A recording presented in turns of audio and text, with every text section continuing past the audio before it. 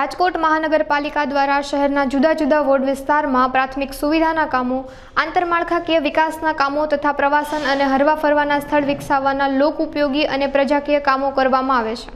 આ કામો વધુ સારી રીતે અને સમય મર્યાદામાં પૂર્ણ થાય તે માટે નાગરિકોને સાથે રાખી તેઓની રજૂઆતો, પ્રશ્નો, ફરિયાદો અને સૂચનો આવકારવા માટે રાજકોટ મહાનગરપાલિકા દ્વારા વોર્ડ વાઇઝ મેયર તમારા દ્વારે લોક દરબાર અંતર્ગત વોર્ડ નંબર 12 માં શ્રી પ્રાણનાથજી પ્રાથમિક શાળા નંબર 85 માં મેયર તમારા દ્વારે લોક દરબારનું આયોજન કરવામાં આવ્યું હતું।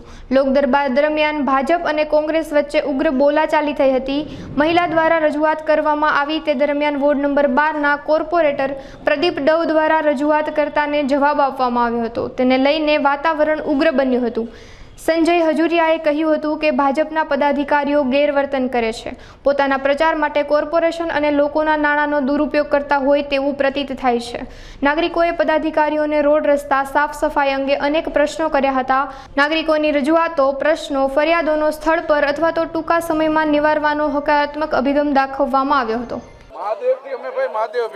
રાજકોટ મહાનગરપાલિકા દ્વારા મેયર તમારા દ્વારા એક હકારાત્મક કાર્યક્રમ રાજકોટના અલગ અલગ વોર્ડની અંદર યોજાઈ રહ્યો છે। આજે રાજકોટ શહેરના વોર્ડ નંબર 12ની અંદર આ લોક દરબાર યોજાયો હતો। આ લોક દરબારની અંદર અનેકવિધ નાના મોટા પ્રશ્નોનો લોકોના પ્રશ્નો સાંભળી અને ત્વરિતપણે નિર્ણય લેવડાવવા માટેના અધિકારીઓને અમે સૂચનાઓ આપી છે। એ તો ચાલતું હોય, કોઈના કામ થયા હોય, કોઈના કામ ન થયા હોય, વિપક્ષ એની ભૂમિકામાં આવતો હોય છે, શાસક પક્ષ એની ભૂમિકા આવતા હોય, બાકી બીજું એવો કોઈ ઇસ્યુઝ નથી કાંઈ। મેં આપને કીધું વિપક્ષ એની ભૂમિકા ભજવતું હોય છે અને સરકાર એની સત્તાધારી પક્ષ એની ભૂમિકા ભજવે, બીજું કંઈ એવો કોઈ વિષય એવો કોઈ પણ વસ્તુ બન્યું નથી।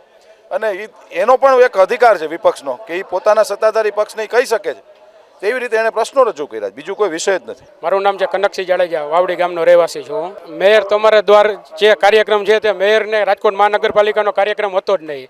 ભારતીય જનતા પાર્ટીનો કાર્યક્રમ હોય, ભારતીય જનતા પાર્ટીનો પ્રચાર પ્રસાર થાય એવો કાર્યક્રમ અમને દેખાણો।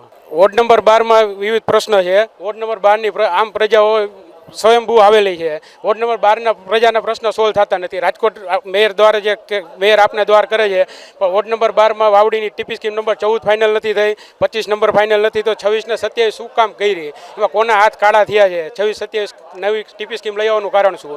વોર્ડ નંબર 12ના 2 80 ફૂટના રોડ છે। 80 ફૂટના રોડ વર્ષ 8 થી 10 હજાર કારખાનાવાળો અને પાછળથી 50 થી 60 સોસાયટીવાળા જે રોડ ઉપરથી નીકળે છે, તો 80 ફૂટના રોડ હજી બનાવેલા નથી।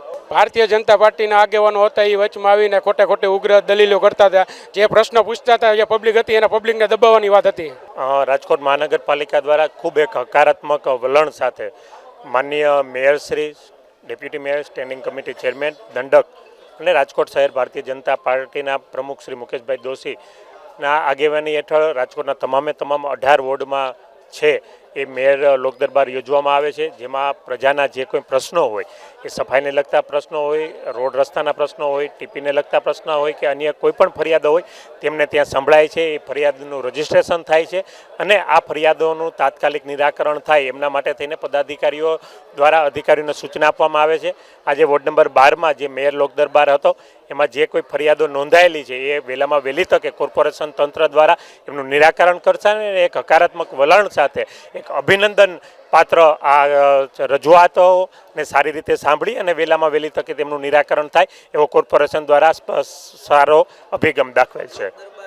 સ્વાભાવિક છે કે લોકોની રજૂઆતો એ સારી રીતે સંભળાતી હોય, પરંતુ એ વાતને કોંગ્રેસ રાજકીય રીતે રજૂ કરે ત્યારે એ વાતને એક રાજકીય સ્વરૂપ અપાતું હોય છે। ત્યારે આ બાબતને લઈને થોડુંક વાતાવરણ છે એ ગરમ બન્યું હોય છે, પરંતુ લોકોના કામમાં આમની કોઈ અસર નથી થતી। લોકોના કામ અમારા માટે પ્રાયોરિટી હોય છે એટલે કોંગ્રેસના મિત્રોની પણ જે કોઈ ફરિયાદો હોય એમની પણ નિરાકરણ માટે થઈને રાજકોટ મહાનગરપાલિકા કાર્યરત રહેતી હોય।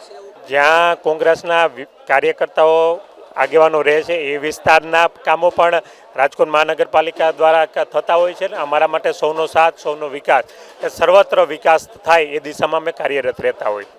એ કોંગ્રેસના સંસ્કારો છે, કદાચ એમણે એ વાત મૂકી હશે। ભારતીય જનતા પાર્ટી છે એ ક્યારે આ વાતને સમર્થન કરતી હોતી નથી। રજનીભાઈ ગરાળા, હું ગોકુલનગર શેરી નંબર 6 ગોકુલધામની પાછળ આવેલું છે ત્યાંથી આવું છું અને અમારી સમસ્યા, અમારા રોડ ઉપર દબાણ છે, અમારા વાહન વ્યવહાર જઈ શકતા નથી અને પાણી ભરાય છે અને અમારે પ્રિમાઇસીસમાં પાણી આવે છે એટલે અમારા શટર ને ઘરના દરવાજા પાસે 2-2 ફૂટની અમારે દિવાલ કરવી પડે છે, નહીંતર વરસાદી પાણી અમારામાં ઘૂસી જાય છે। આવવા જવાની તકલીફ છે, રોડ રસ્તા સદંતર છે નહીં, ત્યાં નથી આવી શકે એમ એમ્બ્યુલન્સ કે નથી આવી શકે એમ 108 કે 100 નંબરની ફાયર ફાઇટર એવી કોઈ ત્યાં અમારી જગ્યાએ આવી શકે એમ નથી. દબાણને હિસાબે રોડ રસ્તા બ્લોક થયેલ છે. ટીપીમાં રોડ રસ્તા બોલે છે, કનેક્ટિવિટી 150 ફૂટ રોડ સુધી છે, પણ ક્યાં પણ ખુલ્લા છે જ નહીં રસ્તા. હા, અને ગમે તેને કહીએ કોઈ આવે તેને રિસીવ કરવા જવું હોય તો સામે જવું પડે છે. અમારી શેરી ક્યાંય મળતી નથી. અમારે જલજીતમાંથી આવવું પડે છે અથવા તો આ પેલા ગોકુલધામ મેન રોડ પરથી અંદરથી દ્વારકાધીશમાંથી આવવું પડે છે.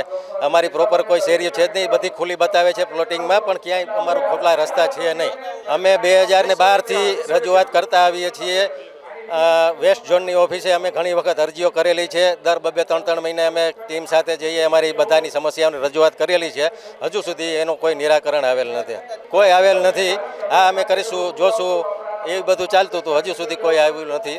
અત્યારે અમને આશ્વાસન મળ્યું છે. હવે જોઈએ આગળ જેવી પરિસ્થિતિ ન થાય અને અમારી આ સમસ્યાનો યોગ્ય ઉકેલ આવે એવી અમારી આશા છે.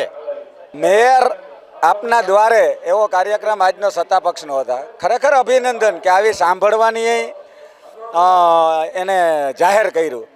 પરંતુ ક્યાંક ને ક્યાંક જે પોતાના કૌભાંડો સત્તા પક્ષના અગ્નિકાંડ થયો તે પછી લોકો વચ્ચે જવાનો ક્યાંક ને ક્યાંક આ નોટંકીનો કાર્યક્રમ હોય એવું લાગ્યું છે. પ્રશ્ન લોકો પૂછી રહ્યા છે, એટલા તોછડા જવાબ દેવાઈ રહ્યા છે. થઈ જશે, વાં લખાવી દો. સાંભળવાની 1% ઈચ્છા ન હોય, એક એની લાગણી જ ના હોય એવી પ્રતીતિથી ખરેખર ક્યાંક ને ક્યાંક આ લોકોના પૈસાનું પાણી કરવા માટેના પોતાના સત્તા પક્ષના મેયરના દ્વારે એટલે સ્ટેજ ઉપર ફક્ત ને ફક્ત પદાધિકારીઓ અને અધિકારીઓને બેસવાનો અધિકાર હોય. પોતાનું સંગઠન લઈને બેસે, નહીં વિરોધ પક્ષને કોઈ આમંત્રણ દેવાની મહેચ્છા પણ દર્શાવી હોય. ક્યાંક ને ક્યાંક પોતાના પ્રચાર માટે કોર્પોરેશનના અને લોકોના નાણાંનો દુરુપયોગ કરતા હોય એવી પ્રતીતિ થાય છે. પૂર્વ મેયર ભાઈ શ્રી પ્રદીપભાઈ દવે એક મારા કુટુંબી ભાભી થાય.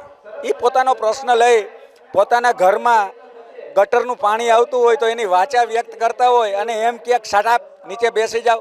આ પ્રતિનિધિને સોંપતી ભાષા છે. કોઈ મહિલાને આવું અશોભનીય વાત કરતી હોય, ખરેખર અશોભ બોલાચાલી. એટલે તો સત્તા પક્ષે લોકોના પ્રશ્નો સાંભળવાની તૈયારી દર્શાવવી પડે.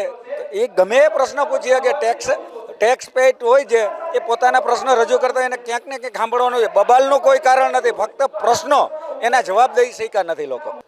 બાજવું હોય તો બહાર આવો એની તો તૈયારી છે અમારી. બાજવું એટલે આ પર્સનલી લેવાની હોય તો પણ તૈયારી છે. પણ રાજનીતિમાં જે સત્તા પક્ષ ઉપર બેઠો હોય એને લોકોની સુખાકારી માટે, એના પ્રશ્નોને વાચા દેવા માટે સતત સંઘર્ષ કરવો. પણ આ સત્તા પક્ષ ક્યાંક ને ક્યાંક પોતાના ભ્રષ્ટાચારો અને પોતાની ખરડાયેલી છબી સુધરે એના માટે લોકો વચ્ચે એવો પણ અહીંયા પણ નૈરું ડીંડક કૂવામાં હોય એવું અવાડામાં આવે.